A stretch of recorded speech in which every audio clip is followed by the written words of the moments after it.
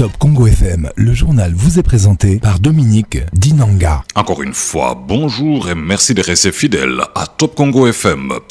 Le Congrès national congolais réaffirme son soutien et sa sincère solidarité indéfectible au président de la République en ces moments de tension et d'agression rwandaise de notre pays. Dans un communiqué signé par son leader Pius Mwabilou, le CNC salue le leadership et la détermination de Félix Tshisekedi à défendre la souveraineté et l'intégrité territoriale qui sont des sources de force pour la population congolaise. Nous sommes conscients des défis considérables que vous devez affronter, mais soyez assurés que le peuple congolais se tient fermement à vos côtés.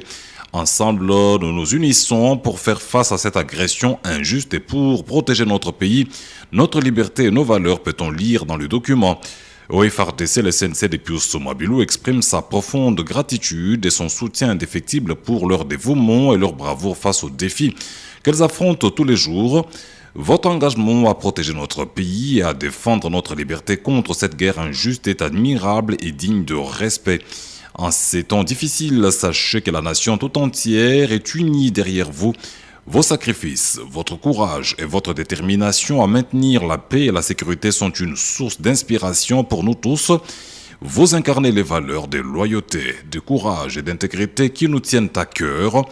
Nous vous encourageons à continuer de rester forts et à persévérer dans votre mission. Soyez assurés que votre travail et vos efforts ne passent pas inaperçus. Vous êtes les gardiens de notre liberté et les protecteurs de notre avenir, écrit Pius Mwabilou. Et le CNC appelle les Congolais à l'unité et à la solidarité. Il martèle que l'agression dont nous sommes victimes exige de chacun d'entre nous un engagement total et une détermination sans faille pour défendre notre patrie. Nous devons rester unis car c'est dans l'unité que nous trouverons la force de résister et de surmonter cette épreuve.